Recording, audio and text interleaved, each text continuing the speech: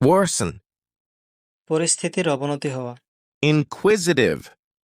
কৌতূহলী, proximate, নিকটবর্তী, idyllic, শান্ত, ruminative, চিন্তামগ্ন, affinity,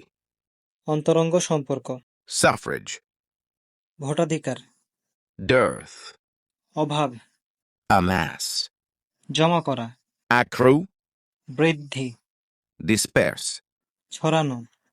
plenty, প্রচুর, animate, প্রাণবন্ত বা জীবন্ত, squalor, দারিদ্র্যজনিত নোংরা অবস্থা, pressurizing, চাপ সৃষ্টি, bizarre, অদ্ভুত, pressing, জরুরি, odds and ends, ছোটখাটো জিনিসপত্র, exhausted, ক্লান্ত, outdated,